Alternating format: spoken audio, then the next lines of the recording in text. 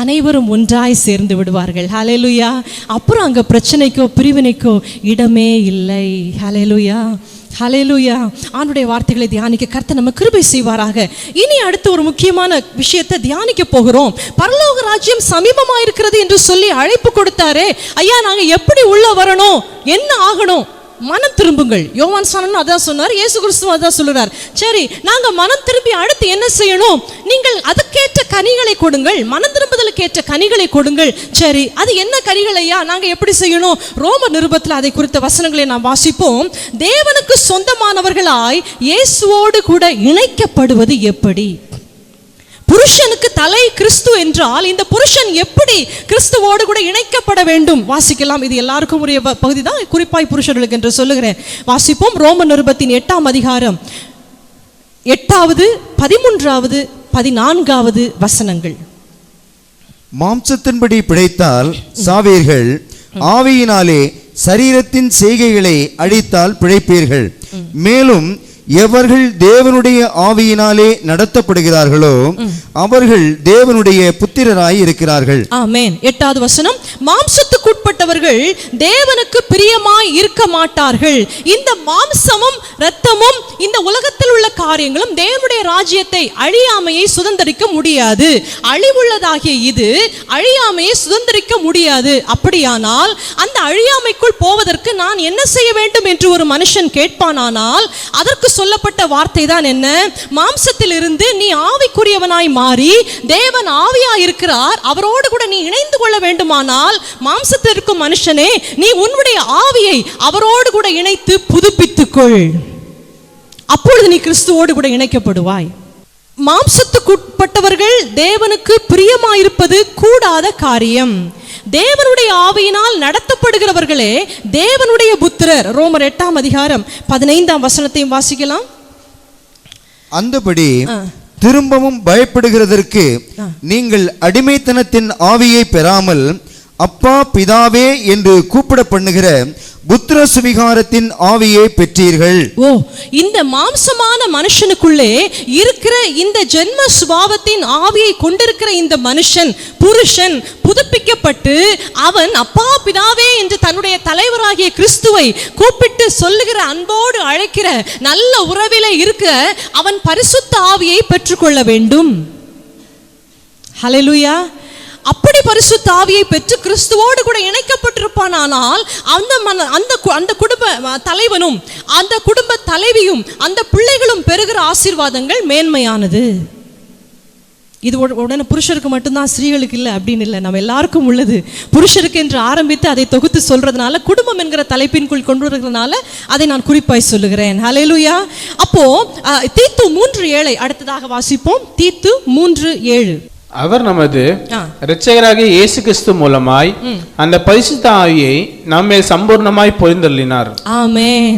பரிசுத்த ஆவியை நம்மேல் சம்பூர்ணமாய் பொழிந்தருளி இந்த மாம்சத்தில் இருக்கும் நம்மை ஆவியா இருக்கிற தேவனோடு இணைத்துக் கொள்வதற்கு அவர் ஒரு நல்ல வழிமுறையை கொடுத்திருக்கிறார். அதை நாம் பெற்று பயன்படுத்திக் கொள்வேனானால் நான் கிறிஸ்துவோடு கூட இணைக்கப்பட்ட ஒரு நபராய் நான் காணப்பட முடியும். ஹல்லேலூயா. இந்த மாம்சத்தில் இருந்து கொண்டு நான் அந்த பரலோகத்துக்கு போக முடியாது. இந்த மாம்சம் நிச்சயமாய் அழிவை பெற்றுக்கொள்ளும், இது அழிந்து போகும். ஆகவே அழிவுக்குள் இருக்கிற நான் அழியாமையை சுதந்திரித்துக் கொள்வதற்கு அவர் கொடுத்த முத்திரையாகிய பரிசுத்த ஆவியை எனக்குள் நான் பெற்றுக்கொள்ள வேண்டும். ஹல்லேலூயா, ஹல்லேலூயா. வெளியே நம்ம நேர்த்தியா உடுத்து நல்ல நீட்டாக நம்முடைய தலைமுடியெல்லாம் நல்லா சீவி நல்ல நேர்த்தியாய் தோற்றம் அளிக்கணும். தாறுமாறாக மேட்ச் இல்லாமல் ட்ரெஸ் பண்ணக்கூடாது, சம்மந்தம் இல்லாமல் அப்படிலாம் இருக்கக்கூடாது, ரொம்ப அழகாக நேர்த்தியாக இருக்கணும் அப்படின்னு சொல்லி யோசிக்கிறோம் இல்லையா? ஒரு தடவை கேட்டுடுவோம், இதுக்கு இந்த கலருக்கு இது மேட்சாக இருக்குமா, போடலாமா அப்படின்லாம் கேட்டுக்கிடுவோம் இல்லையா? நமக்கு சந்தேகம்.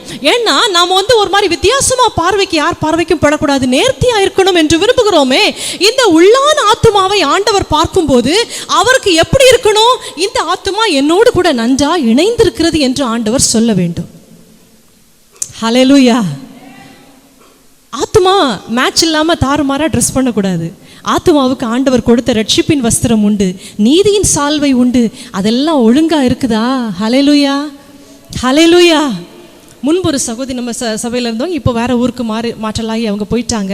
அவங்க ரொம்ப காலம் விடுபட்டு மீண்டுமா இந்த ஊருக்கு வந்த பிறகு நம்ம சர்ச்சுக்கு வந்தாங்க. அப்போ ஒரு தடவை ஒரு சாரியை பற்றி ரொம்ப மேன்மையாக பேசினாங்க. சிஸ்டர், அது எங்கள் அம்மாட்ட எங்கிட்டலாம் பேசுகிறாங்க, இது ஒரு 20 வருஷம் ஆச்சு அப்படி இந்த சாரி அப்படின்னு சொல்லிக்கிட்டாங்க. அப்படியே நல்லா இருக்குது, புதுசு போல் இருக்குதுன்னு சொல்லி நாங்களும் பேசிக்கிட்டோம், போயிட்டாங்க. அது ஒரு ஞாயிற்றுக்கிழமை. திங்கக்கிழமை காலையில் ஒரு 8-8:30 மணிக்குள்ளே வேகமாக கிளம்பி வராங்க. அவங்க இருந்தது ரொம்ப தூரமான இடம். எப்படி என்ன சிஸ்டர் வாங்க, என்ன விஷயம்? அப்போ செல்ஃபோன்லாம் ரொம்ப கிடையாது. என்ன விஷயம் வாங்க சிஸ்டர், என்ன விஷயம்? கண்ணெல்லாம் கலங்கிருச்சு. என்ன நடந்தது சொல்லுங்க சிஸ்டர். நேற்று நைட்டு நான் சொப்பனம் கண்டேன். என்ன சொப்பனம்? உங்கள்கிட்ட எல்லாம் சொல்லிட்டு போனேன்ல, என் சாரி இத்தனை வருஷம் ஆச்சு வாங்கினது அப்படின்னு.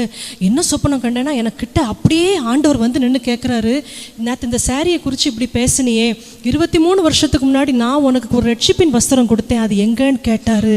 எனக்கு தூக்கமே இல்லை, எப்படா விடியும் நான் ஓடி வந்து சர்ச்சில் உட்காந்துடலாம் நான் ஓடி வந்தேன் அப்படின்னாங்க. ஹல்லேலூயா.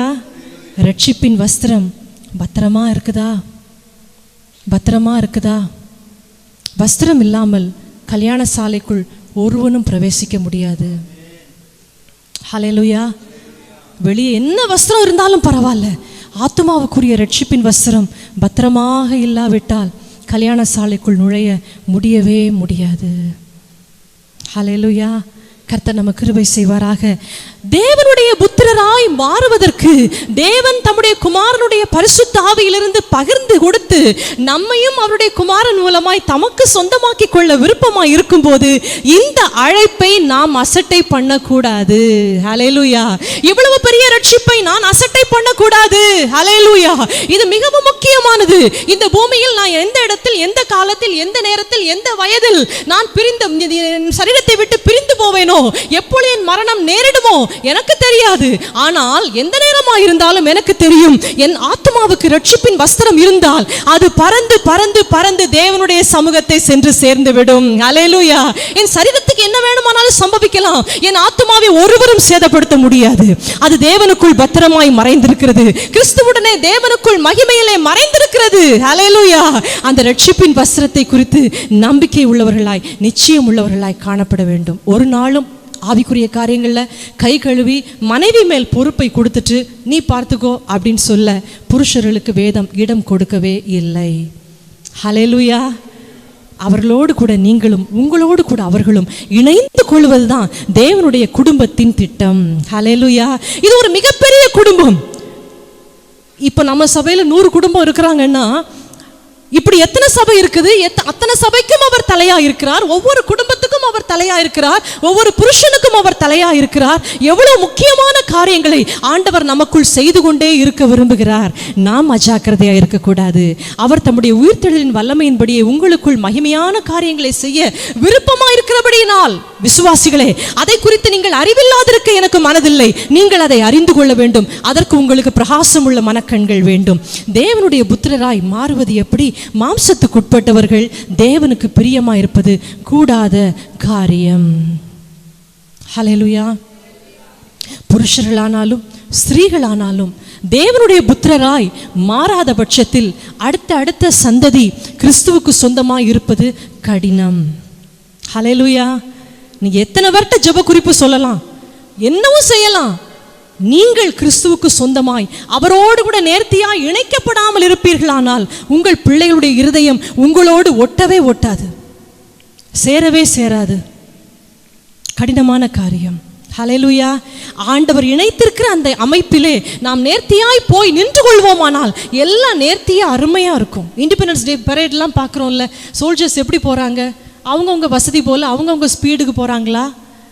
எல்லாரும் ஒன்று போல ஒரே நேரத்தில் நடக்கணும்னு நினைக்கிறாங்கல்ல. ஹல்லேலூயா. ஆண்டவர் அமைத்த குடும்பத்தின் அமைப்பிலையும் அப்படிதான் இணைந்து ஒன்றாய் பிரயாணப்பட்டு முன்னேற வேண்டும் என்றுதான் தேவன் விரும்புகிறார். ஹல்லேலூயா. இஸ்ரவேல் ஜனங்கள் எகிப்திலிருந்து புறப்பட்ட போது கானானுக்கு போகிற வழியிலே 12 கோத்திரத்தாரும் அவரவருக்குரிய கொடிகளோடு 12 கோத்திரத்தாரும் தனித்தனியாய் பிரிவாய் அவர்கள் நடந்து சென்றார்கள். ஹல்லேலூயா. ஆச்சரியமா இருக்குதுல்ல. ஒரு சம்பவம், எரிகோ சம்பவத்தில் அந்த யோசுவா நாட்கள் என்ன ஆகுது? ஆகான் திருடி விட்டான். ஆண்டவருடைய வார்த்தையை மீறி ஒரு திருட்டு சம்பவம் நடக்கிறது. எப்படி கண்டுபிடிக்கிறாங்க? இந்த கோத்திரம், இந்த உட்பிரிவு, அதுல இந்த குடும்பம், இவனுக்கு பிறந்த, அவனுக்கு பிறந்த, கர்மிக்கு பிறந்த, சப்திக்கு பிறந்த, என்னெல்லாமோ கண்டுபிடிச்சு சீட்டு போட்டு கடைசியா கண்டுபிடிக்கிறாங்க குற்றவாளி யார். குடும்ப வம்ச வரலாறு ஆண்டுடைய, அதுதான் நான் நினைக்கிறேன் நாளாகமத்தில் தான் ஏன் கஷ்டப்பட்டு ஆண்டவர் இத்தனை குடும்பங்களை பேரெழுதி வைக்கணும், இதெல்லாம் 2000 வருஷத்துக்கு அப்புறம் தேவையே இல்லையே என்று ஆண்டவர் எண்ணவில்லை. எனக்கு குடும்பம் முக்கியம்ப்பா. புருஷர்களை பார்த்து கேட்பார், மனைவி எங்கன்னு கேட்பார். நியாய தீர்ப்பு நாளில் மனைவிகளை பார்த்து கேட்பார், புருஷன் எங்க? 2 பேரையும் சேர்த்து கேட்பார், உங்களுக்கு கொடுத்த பிள்ளைகள் எங்க? வசனம் என்ன சொல்லுகிறது தெரியுமா? அருமையான வார்த்தை சொல்லுகிறது தேவனுடைய வார்த்தை. என் கரத்தின் கிரியைகளாகிய தன் பிள்ளைகளை தன் நடுவே காணும் போது என்று ஏசாயா தீர்க்கதரிசியிலே வசனம் இருக்கிறது. வாசிக்கலாமா? ஏசாயா 29:23 வசனத்தை வாசிக்கலாமா? அவன் என் கரங்களின் செயலாகிய தன் பிள்ளைகளை தன் நடுவிலே காணும் போது என் நாமத்தை பரிசுத்தப்படுத்துவார்கள். சரி, அப்போ முதல் பகுதியை மட்டும் கவனிங்க. அவன் என் கரங்களின் செயலாகிய தன் பிள்ளைகளை தன் நடுவிலே காணும் போது. பிள்ளைகள் நம்ம பிள்ளைகள் தான், ஆனா அவர்கள் யாருடைய செயல் என்று இந்த வசனம் சொல்லுகிறது? ஆண்டவருடைய கரத்தின் செயல்.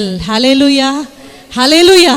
கொஞ்சம் யோசிச்சு பாருங்க, இந்த பிள்ளைகள் எல்லாம் நம்முடைய திறமையினால, சாமர்த்தியத்தினால, அல்லது ரொம்ப நல்லவங்களோ, அல்லது சரீரத்தில் ரொம்ப ஆரோக்கியமானவர்களோ, அல்லது என்னவோ, அல்லது எங்கள் குடும்பமே ரொம்ப நல்ல குடும்பம், அதனால இல்லை, அவருடைய கிருபையினால், அவருடைய தீர்மானத்தின்படி, அவருடைய நோக்கம் நிறைவேறுவதற்காக, இந்த குடும்பத்திலே குடும்பங்கள் பெருக வேண்டும் என்பதற்காக ஆண்டவர் தம்முடைய கரங்களின் செயலாய் நம் கரங்களிலே கொடுத்திருக்கிற பிள்ளைகள். ஒரு நாளும் அந்த பிள்ளைகளை உங்க பிள்ளைகள் எனக்கு சொந்தம்னு அளவுக்கு மீறி உரிமை பாராட்டக்கூடாது. கேட்க கடினமா இருந்தாலும் அதுதான் உண்மை. ஆமென். எவ்வளவு நேசம் இருந்தாலும் எனக்கு மேல் இந்த பிள்ளை ஆண்டவருக்கு சொந்தம், அப்புறம் தான் எனக்கு சொந்தம். ஹல்லேலூயா. அதை நினைவில் கொள்ளுவோமானால் கர்த்தர் நம்மிலே பிரியமா இருப்பார், நாம் தேவனுடைய புத்திரராய் இருப்போம். ஹல்லேலூயா, ஹல்லேலூயா. திரும்பவும் நம்ம ரோமர் பகுதிக்கு போயிடலாம். ரோமர் எழுதின நிருபம் 8ஆம் அதிகாரம் 19-22 வசனங்களை வாசிப்போம். அதில் அப்போஸ்தலனாகிய பவுல் இக்காலத்திலே உலகம் இருக்கிற நிலைமையை சொல்லுகிறார். வேதனையான சில நிலைமையிலே இந்த சிருஷ்டி சிக்கி கிடக்கிறதுப்பா, இது இப்படி இருக்கக்கூடாது, இது மாற்றப்பட வேண்டும் என்று தேவன் விரும்புகிறார். அதற்கு தேவனுடைய புத்திரராய் நீங்கள் மாறினால் அந்த மாற்றம் உலகத்திலே உண்டாகும் என்று சொல்லி விவரிக்கிறார். ஹல்லேலூயா. சிருஷ்டியானது அப்படின்ற வார்த்தை, அந்த சிருஷ்டின்ற வார்த்தை இந்த ரோமர் 8 அது யாராவது யோசிச்சு பார்த்திருக்கீங்களா? அது என்னவா இருக்கும்னு யோசிச்சு பார்த்திருக்கீங்களா? அதை வாசிச்சுட்டு நம்ம யோசிச்சு பார்ப்போம். ரோமர் 8:19-22 வசனங்கள். மேலும் தேவனுடைய புத்திரர் வெளிப்படுவதற்கு சிருஷ்டியானது மிகுந்த ஆவலோடே காத்து கொண்டிருக்கிறது. ஆகையால் நமக்கு தெரிந்திருக்கிறபடி இதுவரைக்கும் சர்வ சிருஷ்டியும் ஏகமாய் தவித்து பிரசவ வேதனைப்படுகிறது. சரி, நன்றி. இப்போ இந்த சிருஷ்டி என்றால் என்ன என்று யாராகிலும் இதுவரை நம்மில யாராவது யோசித்தவர்கள் உண்டா? சிருஷ்டினா என்ன? இங்க பவுல் எதை குறித்து சொல்லுகிறார்? வெரி குட் அங்கிள், கரெக்டா சொல்லிட்டாங்க. சிருஷ்டினா வேற என்ன? நாம் தேவனுடைய சாயலாய் சிருஷ்டிக்கப்பட்டவர்கள். இது போக தேவன் சிருஷ்டித்த இன்னும் அநேக காரியம் இந்த உலகத்தில் இருக்கிறதே, அதை குறித்து தான் இங்க பேசுகிறார் பவுல். அவருடைய ஞானம் மிகவும் பெரியது அல்லவா? பரிசுத்த ஆவியாரோடு இணைந்து அவர் எழுதுகிற இந்த வார்த்தைகள் மேன்மையான அர்த்தங்களை உடையது. எப்பா, நீங்க பார்க்கிற இந்த உலகம் இருக்குதே, இது பாவம் வரும் முன்பதாக இதை விட பல மடங்கு மேன்மையா இருந்தது. நாம் அதை பார்க்கல. ஏதேன் இருந்த நாட்கள்ல நாம் இல்ல, ஆதாம் ஏவாளோடு கூட நாம் இல்ல. அது மிகவும் மேன்மை உள்ள ஒரு உலகமா இருந்தது. பாவம் வந்த போதோ ஆதாமோடு கூட சேர்த்து இந்த பூமி சபிக்கப்பட்டது. அதை குறித்து தான் நம்ம வசனம் எங்க வாசிக்கிறோம்? ஆதியாகமத்தில் வாசிக்கிறோம் இல்லையா? ஆதியாகமம் 3:17 வாசிங்க. சிருஷ்டியானது எப்படி பாதிக்கப்பட்டது என்பதை அந்த வசனம் நமக்கு சொல்லுகிறது. பின்பு அவர் ஆதாமை நோக்கி, நீ உன் மனைவியின் வார்த்தைக்கு செவி கொடுத்து புசிக்க வேண்டாம் என்று நான் உனக்கு விலக்கின விருட்சத்தின் கனியை புசித்தபடியினாலே பூமி உன் நிமித்தம் சபிக்கப்பட்டிருக்கும். பூமி உன் நிமித்தம் சபிக்கப்பட்டு, மீறுதல் கட்டளை மீறப்பட்டு பாவம் வந்த உடனே அவனும் தேவனை விட்டு அந்த உறவை விட்டு பிரிந்து போனான். ஆதாமுக்கு தலை யாரா இருந்தார்? ரோமர் 11:2 வாசிக்கிறோம், ஒவ்வொரு புருஷனுக்கும் கிறிஸ்து தலை. அப்படியானால் ஆதாமுக்கு தலைவராக இருந்தது யாரு? தேவனே. இப்போ அந்த தலைமைத்துவத்திலிருந்து ஆதாம் பிரிந்து போனான். ஏவாளும் அதற்கு உறுதுணையா இருந்து, அப்போ இவங்க 2 பேரும் கை கோர்த்துட்டு தேவனுடைய கையை விட்டுக்கிட்டு இவங்க கொஞ்சம் கொஞ்சமா ஏதேனை விட்டு வெளியே போயாச்சு. காரணம் என்ன? பாவம், மீறுதலும் பாவமும். அவருடைய திட்டம் பரலோகத்தில் உள்ளவைகளும் பூலோகத்தில் உள்ளவைகளும் ஒன்றாக ஒரே குடும்பமா இருக்க வேண்டும் என்பது பிதாவாகிய தேவனுடைய சித்தம். பாவம் வந்தவுடன் அந்த சித்தம் பாதிக்கப்படுகிறது, தகர்ந்து போகிறது. ஹல்லேலூயா. ஆண்டவர் பார்த்தார். அதனால்தான் எபிரேயர் 1ஆம் அதிகாரம் வாசிக்கலாமா? எபிரேயர் 1 முதல் 3 வரை உள்ள வசனங்களை வாசிக்கலாம். பூர்வ காலங்களில் பங்கு பங்காகவும் வகை வகையாகவும் தீர்க்கதரிசிகள் மூலமாய் பிதாக்களுக்கு திருவுளம் பற்றின தேவன் இந்த கடைசி நாட்களில் குமாரன் மூலமாய் நமக்கு திருவுளம் பற்றினார். இவரை சர்வத்துக்கும் சுதந்திரவாளியாக நியமித்தார். இவரை கொண்டு உலகங்களையும் உண்டாக்கினார். இவர் அவருடைய மகிமையின் பிரகாசமும் அவருடைய தன்மையின் சொரூபமுமாயிருந்து சர்வத்தையும் தம்முடைய வல்லமை உள்ள வசனத்தினாலே தாங்குகிறவராய் தம்மாலே தாமே நம்முடைய பாவங்களை நீக்கும் சுத்திகரிப்பை உண்டு பண்ணி உன்னதத்தில் உள்ள மகத்துவமானவருடைய வலது வாரிசத்திலே உட்கார்ந்தார். ஓஹோ, நம்முடைய பாவங்களை நீக்குகிற சுத்திகரிக்கிற அந்த மீட்பை உண்டு பண்ணி இந்த கடைசி காலங்களில் பிதாவாகிய தேவன் மூலமாய் பூமிக்கு அனுப்பப்பட்ட இந்த மனுஷகுமாரனாகிய இயேசு கிறிஸ்து நமக்கு மீட்பை உண்டு பண்ணி பிதாவுடைய திரு உள்ளத்தின் சித்தம் என்ன என்பதை நமக்கு வெளிப்படுத்தி நம்மை அவரோடு கூட இணைத்து விடுவதிலே அவர் முக்கிய நாம காரணராகி பரலோகத்தில் உள்ளவைகளும் பூலோகத்தில் உள்ளவைகளும் ஆகிய முழுமையும் கிறிஸ்துவுக்குள்ளே கூட்டப்பட வேண்டும் என்கிற பிதாவின் விருப்பத்தை அவர் நிறைவேற்றி கொண்டிருக்கிறார். ஹல்லேலூயா, ஹல்லேலூயா. எபேசியர்ல இதுதான் இருக்குது, எபிரேயர்ல இதுதான் இருக்குது, ரோமர்ல இதுதான் இருக்குது, கலாத்தியர்ல இதுதான் இருக்குது, தெசலோனிக்கேயர்ல இதுதான் இருக்குது, புதிய ஏற்பாடு முழுவதும் இதுதான் இருக்கிறது. எது இருக்கிறது? கிறிஸ்து மூலமாய் பிதாவோடு கூட இணைந்து அந்த பரலோக குடும்பத்திலே நான் பங்கடைந்து கொள்ள வேண்டும். ஹல்லேலூயா, ஹல்லேலூயா. சங்கீதம் 87 ஒரு அருமையான வார்த்தை இப்போ நினைவுக்கு வந்ததுனால அடிக்கடி நான் பிள்ளைகளுக்கும் மற்றவர்களுக்கும் ஆராதனை நேரத்தில் பல நேரங்களில் நான் அதை சொல்லியிருக்கிறேன். அதையும் ஒன்று எடுத்து வாசிச்சிடலாமா? சங்கீதம் 87 3வது வசனத்தை வாசிக்கலாமா? தேவனுடைய நகரமே, உன்னை குறித்து மகிமையான விசேஷங்கள் வசனிக்கப்படும்.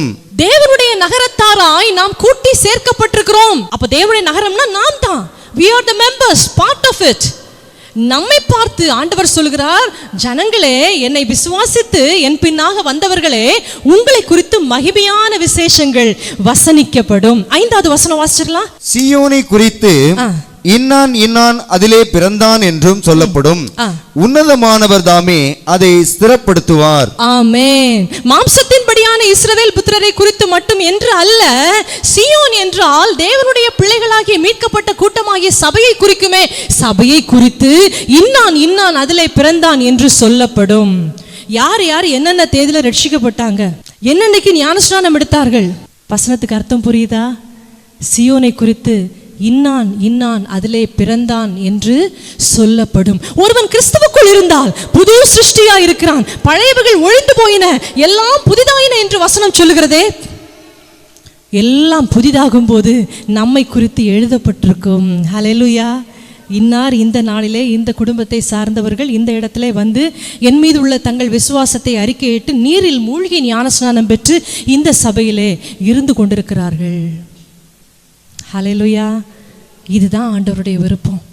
குடும்பங்கள் கூட்டப்படவும், சபைகள் சேர்க்கப்படவும், பரலோகத்தில் உள்ளவைகளோடு கூட பூமியில் உள்ள குடும்பங்கள் ஒன்றாய் இணைந்து கொள்வதும், அதற்கு கிறிஸ்து தலையாயிருப்பதுமே பிதாவாகிய தேவனுடைய விருப்பம். இது ஆதி காலங்கள் முதல் அவருடைய உள்ளத்தில் இருந்த விருப்பம். யாரை வைத்து இந்த காரியத்தை நான் செய்யலாம்? ஆதாம் விட்டுட்டு போயிட்டானே, மனைவி பேச்சை கேட்டு ஆதாம் விட்டுட்டு போயிட்டானே, யாரை கொடுத்து நான் செய்வேன், யாரை கொண்டு செய்வேன்?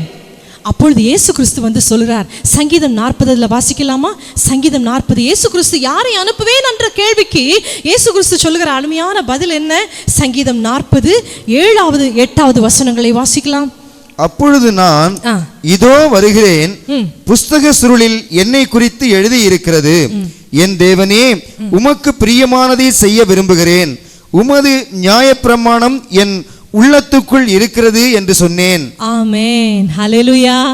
பலியையும் காணிக்கையும் நீர் விரும்பவில்லை என்றால், ஆண்டவரே ஒன்று செய்கிறேன், நான் வருகிறேன், என்ன செய்ய வேண்டும், உம்முடைய உள்ளத்தின் விருப்பம் என்ன? பூமியில் இருக்கிற மனுஷர்களை ஒன்றாக என்னோடு கூட கூட்டிக் கொள்ள விரும்புகிறேன், நான் அதற்கு போகிறேன், நான் போய் செய்கிறேன். என்ன செய்ய வேண்டும்? பரிசுத்த ரத்தம் சிந்தப்பட வேண்டும். நான் சிந்துகிறேன். எப்படி சிந்த முடியும்? மனுஷனாகி சிந்தணும். நான் போகிறேன், மனுஷனாய் போகிறேன். ஸ்திரீயின் வித்து சர்ப்பத்தின் தலையை நசுக்க பிதாவாகிய தேவன் கொண்ட சித்தம். ஹல்லேலூயா. எவ்வளவு மேன்மையான சித்தம் இல்லையா? ஹல்லேலூயா. இதுல நமக்கு ஒரு பெரிய அழைப்பு ஆண்டவர் கொடுத்திருப்பது எவ்வளவு பெரிய பாக்கியம். வெளியே போய் பாருங்க, கூட்டம் கூட்டமான மக்களை பார்க்கிறோம். இத்தனை பேர் மத்தியிலே என்னை ஆண்டவர் அழைத்து, பெயர் சொல்லி அழைத்து, சியோனை குறித்து இன்னான் இன்னான் இங்கே பிறந்தான் என்று சொல்லி எனக்கும் அவருடைய சபையிலே ஒரு இடம் கொடுத்து வைத்திருக்கிறார். இது மேலான பாக்கியம். ஹல்லேலூயா.